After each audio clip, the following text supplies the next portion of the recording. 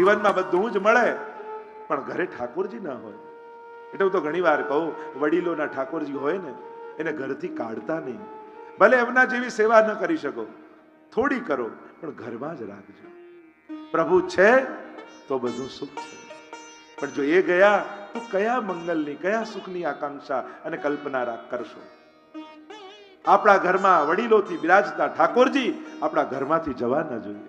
હું તો યુવાનોને કહીશ, વહુઓ, દીકરા દીકરીઓને કહીશ, તમારા બા બાપુજી વડીલોએ જે ઠાકોરજીની સેવા કરીને આજે ભાગવતજીની આગળ તમે બેઠા છો અને અહીંયા મનોમન સંકલ્પ કરજો કે અમારા વડીલોના ઠાકોરજી વડીલોના ગયા પછી ઘરમાંથી જવા નહીં દઈએ, અમારા ઘરમાં જ રાખીશું, અમે સેવા કરીશું. ભલે એમના જેટલી ન થાય, ભલે થોડી કરીએ, પણ અમારા ઠાકોરજી કોઈ ગ્વાલ મંડળીમાં તો નહીં પધરાવીએ. સંકલ્પ કરો ભાગવતજી આગળ, અને આમાંથી બેસેલામાંથી કોઈ એક પણ સંકલ્પ કરશે ને તો હું માનીશ કે મારી કથા કરવી આજે સફળ થઈ ગઈ. આપણો વૈભવ વૈષ્ણવના ઘરનો એ ઘરમાં બિરાજતા ઠાકોરજી છે, અને એટલા માટે એ વૈભવ ગુમાવતા નહીં. કારણ કે ધર્મ હિતે પાયો યહ ધન, ની કે રાખ યશોદા મૈયા નારાયણ બ્રજ આયો, और જા ધન તે ગોકુલ સુખ લૈયત સગરે કાજ સવારે. એ જે સુખ જેનાથી મળી રહ્યું છે એ આપણા ઠાકોરજી છે. આપણે ત્યાં તો ત્રણેય અવસ્થામાં પ્રભુને જાણવાનું કહ્યું, અને પ્રથમ સ્કંદમાં ત્રણેય ઘટનાઓ છે. સુખાવસાને ઇદમેવ સારમ, સુખ જીવનમાં આવે તો માનો પરમાત્માની કૃપાથી આવે. દુઃખાવસાને ઇદમેવ જ્ઞેયમ, દુઃખના અંતમાં પ્રભુને જાણવા. આ તો મારો પરમ પ્રિય છે પ્રભુ, એને તો હું પરમ પ્રિય છું. એ મને દુઃખી ન કરી શકે, એ તો મને દુઃખોથી બચાવે છે, એને જાણવા યોગ્ય છે.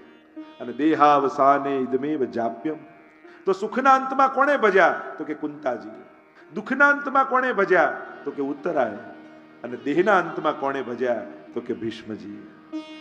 આ ત્રણેય પ્રસંગ પ્રથમ સ્કંદમાં છે. યુધિષ્ઠિરે નક્કી કર્યું પ્રભુ નથી તો રાજ્ય ભોગવવું નથી. પરીક્ષિતને રાજા બનાવ્યા, ઈરાવતી સાથે એમના વિવાહ થયા, રાજ્ય તિલક કર્યું છે, અને પાંચે પાંડવોએ દ્રૌપદી સાથે નક્કી કર્યું કે હવે હિમાલય તરફ પ્રયાણ કરીએ. પાંચે પાંડવો દ્રૌપદીને લઈને હિમાલય તરફ પ્રયાણ કરે છે. એક એક પાંડવ પડે છે અને સદગતિને પ્રાપ્ત થાય છે. અહીંયા પરીક્ષિત રાજા બન્યા છે. પાંડવોના સંસ્કાર છે, અને સંસ્કાર કેવલ આપવામાં નથી આવતા, ઘણાને સંસ્કાર લોહીમાં મળતા હોય છે. તમારા શરીરમાં વૈષ્ણવનું લોહી વહે છે. જેમ અમે ગૌરવ કરીને કે અમે વલ્લભ કુળના બાળક છીએ, વલ્લભ કુળના છે, એમ તમારે પણ ગૌરવ કરવાનું, તમે પણ વૈષ્ણવ કુળના છો. સાધારણ વાત નથી. કેટલા જન્મોના પુણ્યો તમે કર્યા હશે કે આ જન્મમાં વૈષ્ણવના કુળમાં તમારો જન્મ થયો છે. શુચિનામ શ્રીમતામ ગેહે, એમ ગીતાજીમાં ભગવાન કહે છે. આ કોઈ અકસ્માત નથી, આ ભગવાનનું આયોજન છે કે તમારો જન્મ એવી જગ્યાએ થાય જ્યાં ભક્તિ કરવાની બધી સુવિધાઓ તમને મળે. આપણે એવા કુળમાં જન્મ થયા કે જ્યારે પહેલું અન્ન મોઢામાં નાખ્યું તો ઠાકોરજીની પ્રસાદી વસ્તુ નાખી. બોલતા શીખ્યા તો રાધે રાધે બોલતા આપણા વડીલોએ શીખવાડ્યું. ચાલતા થયા તો આંગળી પકડીને પહેલા હવેલીના પગથિયાઓ આપણને ચડાવે. આવા સંસ્કારોને લઈને આપણે મોટા થયા છે. આ એમનેમ થતું નથી, આ કોઈ અકસ્માતથી થતું નથી. આ તો કેટલા જન્મોના પુણ્યો સંચિત થાય ત્યારે કોઈ ભક્તના ઘરે આપણો જન્મ થાય, ત્યારે કોઈ વૈષ્ણવના કુળમાં આપણો જન્મ થતો હોય છે. પરીક્ષિતને લોહીમાં સંસ્કાર છે. એટલે એમ વાર્તા કહેતા ને કે એક ઘોડાનું બચ્ચું જન્મ તો લીધું પણ એની આંખ ફૂટેલી હતી. એટલે એની માને પૂછ્યું કે મારી આવી આંખ કેમ? તો કે એકવાર રાજા મને યુદ્ધમાં લઈ ગયો અને પોતાના પગનો પ્રહાર મારા ઉપર કર્યો, અને ત્યારે તું મારા કુખમાં હતો, અને એના પગનો પ્રહાર એવો વાગ્યો કે તારી આંખ આવી થઈ ગઈ. અને પેલા ઘોડાના બચ્ચાને મનમાં વેર બંધાયું કે એકવાર લાગ આવશે ને તો રાજાને છોડીશ નહીં. એને કારણે મારી આવી દશા થઈ, એક આંખ ફૂટી ગઈ છે. અને બચ્ચું મોટું થયું, ઘોડા એક શક્તિશાળી ઘોડું બન્યું, અને સામેના રાજાએ ચઢાઈ કરી, અને રાજાએ આના ઉપર સવારી કરી યુદ્ધના મેદાનમાં લઈ ગયો. ચારે બાજુ ઘેરાઈ ગયો રાજા, અને હવે ચારે બાજુથી દુશ્મનો મારી નાખે એવી દશા. અને પેલાને થયું કે મારે તો બદલો લેવાનો સમય આવ્યો છે. રાજા ગમે તેટલી લગામ ખેંચે તો દોડીશ જ નહીં, એટલે દુશ્મનો મારી નાખશે, બદલો ચૂકતે થઈ જશે. જ્યાં ચારે બાજુથી ઘેરાયો અને હથિયારો ઉગામ્યા અને રાજાને મારવા જાય. નક્કી કર્યું હતું આ ઘોડાએ કે નહીં દોડું, પણ સમય આવે એવી છલાંગ મારી એક પર્વતથી બીજે પર્વત, અને રાજાને બચાવીને દોડીને લઈ આવ્યો. અને જ્યારે પાછો માની પાસે આવ્યો ત્યારે માને પ્રશ્ન કરે છે કે માં, મારે તો રાજા જોડે બદલો લેવાનો હતો, મેં તો નક્કી કર્યું હતું નહીં દોડું, છતાંય કૂદકો મારીને બચાવી કેમ એને હું લાવ્યો? ત્યારે માએ કહ્યું કે તારા લોહીમાં બચાવવાના સંસ્કાર છે. તું ગમે તેટલા નિર્ણયો કર, પણ જેના લોહીમાં ઈમાનદારી હોય ને એ ક્યારે દગો ન કરી શકે. એમ હે વૈષ્ણવો, તમારા લોહીમાં ભગવાનની ભક્તિ વહે છે, તમે ભગવાનથી દૂર વધારે સમય નહીં રહી શકો. કારણ કે વૈષ્ણવનું લોહી વહે છે, એના કુળમાં તમારો જન્મ છે. તમે ગમે તેટલા ભટકીને આવો, ક્યારેક ને ક્યારેક તો ઠાકોરજી આગળ જ્યારે માથું નમાવશો ને ત્યારે જ જીવનમાં શાંતિની પ્રાપ્તિ તમને થશે. કારણ કે વૈષ્ણવી ખાનદાનમાં તમે છો. પરીક્ષિત રાજા આદર્શ રાજા છે, ધર્મ અનુકૂળ શાસન કરે છે. એકવાર નગરચર્યા કરવા માટે નીકળે અને એક દ્રશ્ય જોયું કે એક પગ ઉપર એક બળદ ઉભો છે. એક શુદ્ર રાજા એને મારી રહ્યો છે. બાજુમાં એક ગાય ઊભી છે અને બળદની આવી દુર્દશા જોઈ એ ગાય રડી રહી છે. રાજાને થયું કે મારા ધર્માનુકૂળ રાજ્ય શાસનમાં આવું પાપ, આવું સહન નહીં કરું. જો જે રાજ્યોમાં પાપ વધે છે ત્યાં ભાર વધે છે. પૃથ્વીનો ભાર સંખ્યા વધવાથી નથી વધતો, પાપ વધવાથી વધે છે. અને એટલા માટે પાપ પુણ્યનો પણ વિચાર કરવો જોઈએ. થયું કે મારા રાજ્યમાં પાપ. તુરંત રાજાને બાંધ્યો, પકડ્યો, કહ્યું કે તું કોણ છે, તારો પરિચય આપ. અને રાજાએ કહ્યું, હું કલયુગ છું, ભગવાન સુધામ પધાર્યા એટલે મારો આવવાનો સમય થયો છે. અરે મારા રાજ્યમાં તું ન રહી શકે. મહારાજ, સમયને કોઈ રોકી શકતું નથી. હવે મારો સમય આવ્યો છે, હું આપની શરણે છું. આ બળદ બીજું કોઈની ધર્મ છે, આ ગાય બીજું કોઈની પૃથ્વી છે. 4 ચરણમાંથી 3 તૂટ્યા ને એક પર ઉભો છે. રાજાએ 3 ચરણ જોડ્યા અને ધર્મનું ઉત્થાન કર્યું. કલિયુગે શરણાગતિ સ્વીકારીને કહ્યું કે હું તમારા શરણમાં છું અને શરણાગતની રક્ષા કરવી એ રાજાનો ધર્મ છે, મને રહેવાના સ્થાન આપો. રાજાએ વિચાર કર્યો, કલિયુગમાં એમ તો અનેક અવગુણ છે, એક સૌથી મોટો સદગુણ છે, કલવ કેશવ કીર્તના. કેવળ ભગવાનનું નામ લેવા માત્રથી કલિયુગમાં કૃપા થાય છે. એટલે કહ્યું, જા કલિયુગ, તને રહેવાના હું 4 સ્થાન આપું છું. સૌથી પહેલી જગ્યા આપી રહેવાની કલિયુગને, જ્યાં દ્યુતમાં કલિયુગ, જ્યાં જુગાર રમાય ત્યાં કલિયુગ છે. કલિયુગ એટલે ક્લેશ છે. બીજું કહ્યું, હિંસામાં કલિયુગ, જ્યાં હિંસા થાય ત્યાં કલિયુગ છે. ત્રીજું પાનમાં, વ્યસનમાં કલિયુગ. અને ચોથું કહ્યું, વ્યભિચારમાં કલિયુગ. આ 4 તને રહેવાની જગ્યા આપું. આ કલિયુગ કહેવા લાગ્યો, આ તો 4 ખરાબ સ્થાન છે, કોઈ તો સારી જગ્યા આપો રહેવાની. એવું જાઓ, સુવર્ણમાં પણ કલિયુગ. અનીતિના ધનમાં કલિયુગ, જ્યાં અનીતિનું આવશે ત્યાં કલિયુગ, એટલે કે ક્લેશ આવશે. સ્થાન મળ્યું, રાજા પાછા આવ્યા પોતાના મહેલમાં. સુતા સુતા વિચાર કરે છે કે રાજા હું બન્યો ત્યાર પછી ક્યારે તોશાખાનું જોયું નથી, ભંડાર જોયો નથી. કાલે સવારે જાઉં અને જોઉં તો ખરા અમારા પૂર્વજો અમારા માટે શું શું મૂકી ગયા છે. બીજા દિવસે સવારે ગયા પરીક્ષિત મહારાજ, જ્યાં તોશાખાનું ખોલ્યું, અનેક હાર પડ્યા છે, કંકણો પડ્યા છે, મુગટો પડ્યા છે, ખૂબ બધું વૈભવ છોડીને ગયા છે. અને બધાને જોતા જોતા રાજાની દ્રષ્ટિ એક મુગટ ઉપર ગઈ. જોયું, કેવો સરસ મુગટ છે. અરે મેં તો ક્યારે પહેર્યો જ નથી, આ લાવ પહેરીને જોઉં તો ખરા મારા ઉપર કેવો લાગે છે. અને આ મુગટ એ જરાસંધનો મુગટ હતો. જ્યારે ભગવાન ભીમને લઈને ગયા ને એને માર્યો અને વિજયના પ્રતીક રૂપે ભીમે જરાસંધનો મુગટ લઈ લીધો. ભગવાને કહ્યું કે આ અનીતિનું ધન છે, આ ન લઈશ. અરે પહેરીશ નહીં, વિજયના પ્રતીક રૂપે ઘરે રાખીશ તો ખરા. પ્રભુ કહે, ઘરમાં આવશે તો ક્યારેક પોકારશે, ન લઈશ. ભીમ માન્યા, લઈને આવ્યા ને ભંડારમાં રાખી દીધું. અને પરીક્ષિતે જ્યાં મસ્તક પર પહેર્યું, પોતે જ સ્થાન આપેલું અનીતિના ધનમાં તારું સ્થાન. અને કલયુગને મોકો મળ્યો, મસ્તક ઉપર આવીને બેસી ગયો. અને જ્યાં મસ્તક પર આવ્યો એટલે રાજાને વિચાર આવ્યો કે આ બધા રાજાઓ તો શિકાર કરવા જાય, અને હું આટલો મોટો ચક્રવર્તી રાજા, હું તો ક્યારે શિકાર કરવા નથી ગયો. હિંસા કરવાની ઈચ્છા થઈ, મારવાની ઈચ્છા થઈ. સિપાહીને સૈનિકોને લઈને ચાલ્યા છે રાજા શિકાર કરવા માટે.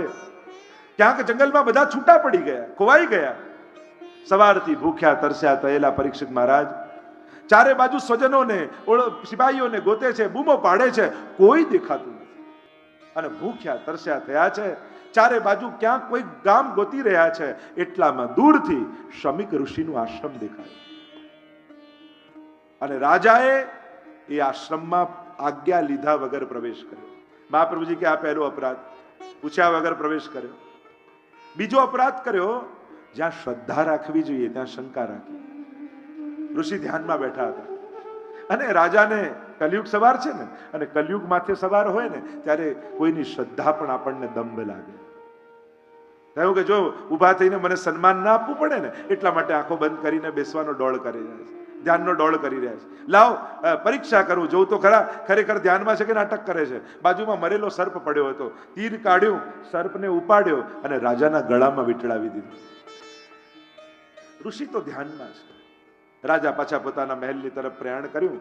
પણ શમિક ઋષિના પુત્ર શૃંગી ઋષિને સમાચાર મળ્યા કે મારા પિતાનું રાજાએ આવું અપમાન કર્યું છે, નહીં માફ કરું, ક્ષમા નહીં કરું. હાથમાં જલ લીધો, અભિમંત્રિત કર્યું અને શ્રાપ આપતા શૃંગી ઋષિએ કહ્યું, મહારાજ તમે તો મરેલો સર્પ મારા પિતાના ગળામાં નાખ્યો, પણ હું શ્રાપ આપું છું, આજથી 7મે દિવસે જીવતો તક્ષક નાગ આવી તમને દંશ દેશે, તમારું મૃત્યુ થઈ જશે. અને જ્યારે ઋષિને ખબર પડી કે પુત્રએ આવો શ્રાપ આપ્યો છે, સમજાવ્યા કે રાજા તો ધર્મશીલ છે, કલયુગ માથે સવાર હતો એટલા માટે આવું થયું છે. જાઓ કોઈ જઈને સમાચાર આપો રાજાને કે એને શ્રાપ લાગ્યો છે.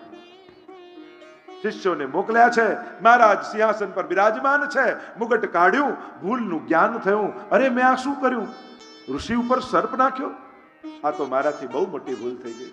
અને જ્યાં આ વિચાર કરતા હતા એટલામાં ઋષિના શિષ્યો આવ્યા અને સમાચાર આપ્યા, મહારાજ આપને શ્રાપ લાગ્યો છે, આજથી 7મે દિવસે જીવતો તક્ષક આવીને આપને દંશ દેશે, આપનું મૃત્યુ થઈ જશે.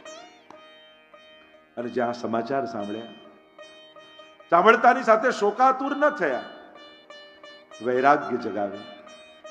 હવે જવાનું છે, નક્કી છે, મરણથી કોઈ બચી શકતું નથી, પણ મારે તો મૃત્યુને મહોત્સવ બનાવ્યો છે.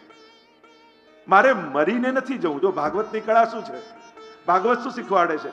આખી દુનિયા મરીને દુનિયામાંથી જાય છે, અને ભાગવત શીખવાડે છે મરીને ન જાઓ, જીવનનો ઓડકાર લઈને જાઓ, જીવીને જાઓ. આપણે તો જીવીને જવું છે, મરીને નથી જવું. એવી રીતે પૂર્ણ રીતે જીવીએ કે જીવનનો ઓડકાર લઈને દેહ છોડીએ કે હા અમે જીવીને જઈ રહ્યા છીએ. મોટા ભાગે આપણે કહીએ ને આ મરીને ગયા, અને ઘણા માટે એમ કે આ જીવી ગયા. હો, તો જીવનનો ઓડકાર લઈને જવાનું. 7 દિવસમાં મૃત્યુ થાય એમ કેમ કહ્યું? અને બધા પાસે 7 જ દિવસ ને, સોમથી રવિ. 8મો દિવસ કોની પાસે છે? આ શ્રાપ તો બધાને લાગેલો છે. ફરક એટલો કે પરીક્ષિત મહારાજને સમાચાર મળી ગયેલા અને આપણી પાસે કોઈ સમાચાર નથી કે કાલે શું થવાનું છે. એટલે આપણે તો વધારે સજાગ થવાનું ને. પરીક્ષિતને તો ખ્યાલ છે કે 7 દિવસ મને કંઈ થવાનું નથી, મારું મૃત્યુ તો 7મા દિવસે છે. અને આપણને તો એક ઘડીની ખબર નથી. ચિંતા કરતા પણ ચિંતન કર્યું, 7 દિવસ છે તો એવો કોઈ મહાત્મા મને મળી જાય કે 7 દિવસમાં મારો ઉદ્ધાર કરી દે, 7 દિવસમાં મારું કલ્યાણ કરી દે. 7 દિવસમાં કેમ શ્રાપ આપ્યો? કારણ કે ગળામાં સર્પ નાખ્યો એટલે 7 દ્વાર ખુલ્લા રહી ગયા. માથે સર્પ નાખ્યો હોત તો હમણાં ને હમણાં મરી જાવ, હમણાં ને હમણાં તક્ષક એવો શ્રાપ લાગે. પણ 7 દ્વાર, 2 આંખો, 2 કાન, મુખ, 2 નાસિકા, અને એટલા માટે 7મા દિવસે મૃત્યુ કર્યું. વૈરાગ્ય જાગ્યું, ગંગાજીના કિનારે આવ્યા છે, કોઈ મહાત્માને શોધે છે, કોઈ ગુરુ મળે, બેસેલા મહાત્માઓ તપશ્ચર્યા કરતા હોય, ચરણોમાં પડે ને વિનંતી કરે, 7 દિવસમાં મારો ઉદ્ધાર થઈ શકે? ઋષિઓ કહે, અરે અમે હજારો વર્ષોથી તપ કરીએ છીએ, અમારું કલ્યાણ નથી થયું તો 7 દિવસમાં તારું કેમ થઈ જાય? જેની પાસે જાય એ કહે કે સંભવ નથી. પણ જ્યારે હૃદયમાં સાચા અર્થમાં કોઈ ગુરુની શોધ કરીએ ને, દિલમાં એમ થાય કે કોઈ સદગુરુ જીવનમાં જોઈએ છે કે જેને મારા અંતઃકરણની વાત કરી શકું, જેના આશીર્વાદથી ભવભવના ફેરા મટી જાય, એવો કોઈ સદગુરુ મળે. અને જ્યારે સાચી શોધ જીવનમાં શરૂ થાય ત્યારે ભગવાન કોઈ ને કોઈ ગુરુને મોકલી દેતા હોય. અને જ્યારે પરીક્ષિત મહારાજ શોધી રહ્યા છે, કોઈ સદગુરુની શોધ કરે છે, એ જ ક્ષણે તત્રા ભવદ ભગવાન વ્યાસ પુત્ર, એ સમયે વ્યાસના પુત્ર સુખદેવજી પ્રગટ થયા છે. સામેથી આવતા દેખાયા. કમળની પાંખુડીઓ જેવા નેત્ર છે, વિશાળ વક્ષસ્થળ છે, આજાન બાહુ છે, લાંબા લાંબા કેસ છે, દિગંબર અવસ્થામાં છે, તેજ દૈદીપ્યમાન થઈ રહ્યું છે. અને જોતાની સાથે પરીક્ષિતને એમ થયું, આમના હાથે જ મારો ઉદ્ધાર લખાયો છે. દોડતા દોડતા દોડતા ગયા, ચરણોમાં પડ્યા અને કહ્યું, 7 દિવસમાં ઉદ્ધાર થઈ શકે? સુખદેવજી કહે, 7 દિવસ તો ઘણા કહેવાય, 2 ઘડીમાં ઉદ્ધાર થાય એવા ઉદાહરણો છે. ગુરુ ક્યારે ભરોસો તોડતો નથી, ગુરુ ક્યારે હતાશ નિરાશ કરતો નથી. જે આશા જગાડે ગુરુ, છીન में ले ઉદ્ધરે, ગુરુ બિન એસી કોણ કરે. અર્થ સકળ તેનો સીધો, લીલા માએ તાણીને લીધો. અને સુખદેવજી હાથ પકડીને કહ્યું, ચિંતા ન કરીશ, ભાગવત જેવી કથા છે અને એ શ્રવણ કરતાની સાથે ઠાકોરજી તારા ઉપર કૃપા કરશે. મૃત્યુ તારો મહોત્સવ બની જશે. બધા મરીને જાય છે, તું જીવીને જઈશ, જીતા જીવંત મુક્તિનો અનુભવ કરીને જઈશ. સુખદેવજીના ચરણોમાં બેસીને 2 પ્રશ્નો પરીક્ષિત મહારાજે કર્યા. પહેલો પ્રશ્ન કરતા સુખદેવજીને કહ્યું છે પરીક્ષિત મહારાજે કે જેનું જીવ માત્રના કલ્યાણનો ઉપાય શું? આ પ્રત્યેક દુનિયાભરનો જીવ અનેક દુઃખોથી ગ્રસિત છે, અનેક ભય એના જીવનમાં છે. તો જીવ એનું કલ્યાણ કેમ સાધી શકે? એનું કલ્યાણ ક્યાં છુપાયેલું છે જેથી જીવ એ કલ્યાણના માર્ગે આગળ વધે? અને બીજો પ્રશ્ન કર્યો, જેનું મૃત્યુ નિકટ હોય એને શું કરવું જોઈએ? મારી પાસે બહુ સમય નથી, મરણની બીક નથી, પણ અંત સમયમાં હરિનું સ્મરણ ન ચૂકાઈ જાય એનો ડર છે. અંત સમયને પ્રભુ તું સાચવજે. અષ્ટસખાઓની વાર્તામાં પણ જુઓ ને, જ્યારે ગુસાઈજી નિકટ પધારે ને પ્રશ્ન કરે, સુરદાસ ચિત્ત કી વૃત્તિ કહા? ખંજન નયન રૂપ રસ માથે, રાધે બેઠી તિલક. એક એક ભગવતીના તમે પ્રસંગોમાં જુઓ, છેલ્લો સમય હોય અને આવીને પ્રશ્ન પૂછાય કે ચિત્ત ક્યાં છે? અને યુગલ સ્વરૂપની અલૌકિક લીલામાં ચિત્ત હોય. છેલ્લી ઘડી બહુ મહત્વની છે, પણ છેલ્લી ઘડીએ પ્રભુ યાદ આવે એ સાધારણ નથી. જીવનભર જેણે હરિનું નામ લીધું હોય એને જ છેલ્લે સમયે પ્રભુ યાદ આવે છે. 252-84 વૈષ્ણવની તો અનેક વાર્તાઓ. છેલ્લી ઘડીએ ચિત્ત પ્રભુના ચરણોમાં. આપણે તો પ્રાચીન આચાર્યનો પણ પ્રસંગ આવે, આખું જીવન સેવામાં એમનું ગયું. છેલ્લો સમય આવ્યો એટલે મહારાજશ્રીએ કહ્યું કે હવે મને જમીનમાં સુડાવી દો. વૈષ્ણવોએ જમીનમાં સુડાવ્યા અને યાદ કરે છે કે કઈ કઈ સેવાઓ કરી ને કઈ સેવા કરવાની રહી ગઈ. અને આંખમાંથી ચોધાર આંસુ પડવા લાગ્યા. વૈષ્ણવને આશ્ચર્ય થયું કે જયરાજ, આપનું તો આખું જીવન સેવા અને કથામાં ગયું છે, પ્રભુ નામ સિવાય બીજું કંઈ આપ બોલ્યા નથી, સદાય ભગવત સેવામાં આપ રહ્યા, તો છેલ્લા સમયમાં આપની આંખમાં આંસુ કેમ? ત્યારે મહારાજશ્રીએ કહ્યું કે યાદ કરી રહ્યો હતો કે જીવનમાં કઈ કઈ સેવા કરી ને કઈ કઈ સેવા કરવાની રહી ગઈ. અને યાદ કરતા કરતા યાદ આવ્યું કે માટલીમાંથી ઝારીજી તો અનેક વાર ભર્યા, પણ મારા ઘરે અનેક મુખ્યા વિતર્યા હતા અને એટલા માટે કુવામાંથી જલ કાઢીને માટલી ભરવાની સેવા ક્યારે ન કરી. મારી એ સેવા રહી ગઈ. અરે પ્રભુમાં કોઈ પણ સેવા નાની નથી હોતી, દરેક સેવા મહત્વની છે, મહાન છે. છેલ્લી ઘડીએ ઠાકોરજીને એ જ વિનંતી કરું છું, આવતા જન્મમાં કોઈ વૈષ્ણવના ઘરમાં જન્મ આપજો, જેથી આવી નાની નાની સેવાથી પણ અમે વંચિત ના રહી જઈએ. આ ભાવ, આ ચિંતન આપણે ત્યાંનું છે. અંત સમયમાં પણ પ્રભુની સેવાના ચિંતન, અંત સમયમાં પણ પ્રભુની લીલાઓના ચિંતન. મરણ તો આવવાનું છે, હરિનું સ્મરણ ન ચૂકાય. આ વૈષ્ણવનો જન્મ મળ્યો છે. મરણ સુધારવાની વાત તો પછીની છે. ઠાકોરજી ઘરે પધરાવજો, યત કિંચિત સેવા કરજો. મહાપ્રભુજીએ કેવી કૃપા કરી છે. આપણા જેવા સાધારણ જીવો ક્યાં સંસારને સાચવવામાં ખપી જાય, પણ મહાપ્રભુજીના શરણે ગયા તો સમજમાં આવ્યું કે આ જીવન શેના માટે મળ્યું છે. આ વૈષ્ણવમાં કુળમાં જન્મ મળ્યો સેવા કરવા માટે. ભલે બહુ સેવા ન થાય પણ સેવા વગર ન રહેશો, કારણ આખી જીવન તમે ઠાકોરજીને સાચવશો ને, અંત ઘડી ઠાકોરજી તમારી સાચવી લેશે. તમારા માથે બિરાજતા ઠાકોરજી તમારો સાથ છોડવાના નથી. જોજો છેલ્લો સમય આવશે અને બધું ભૂલાશે ને, દેખાતું બંધ થઈ જશે, સંભળાતું બંધ થઈ જશે, ત્યારે તમારો લાલન તમે ધરેલી નાનકડી વેણું લઈને તમારી આંખની સામે હશે અને અધર પર વેણું પધરાવીને વેણું નાદ કરતો કરતો તમને લેવા માટે તમારી સામે આવીને ઊભો હશે અને હાથ ફેલાવીને તમને બોલાવશે કે આવો, મારી પાસે આવો. આખું જીવન તે મને સાચવ્યો, તારી છેલ્લી ઘડી હું સાચવી લઈશ. હું તારી જીભ પર આવીને બેસી જાઉં છું, હું તારા કાનમાં મારી વેણુને પધરાવું છું, હું તારી આંખમાં મારા દર્શનને આપું છું. છેલ્લી ઘડી હું તારી સાચવીશ. અને મેં તો જોયું છે, ઘણા એવા ભગવદીઓનો છેલ્લો સમય જોયો છે કે છેલ્લા સમયમાં જ્યારે બધું ભાન ભૂલાઈ ગયું હોય ત્યારે પણ મનમાં તો એ જ ચાલતું હોય, મારા લાલનને જગાવ્યા કે નહીં, એને ભોગ ધરાવ્યા કે નહીં, જો મારા લાલન મને સેવામાં બોલાવી રહ્યા છે.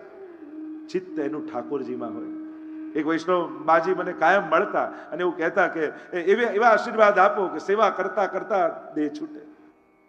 એટલે ખરેખર ઠાકોરજી એમને એવી લાજ રાખી, ઠાકોરજીની ઝારી ભરી અને જ્યાં પધરાવી અને સાષ્ટાંગ દંડવત કર્યા, પછી ઊભા જ ન થયા. સેવામાં અપરસમાં જ એમનો દેહ ગયો.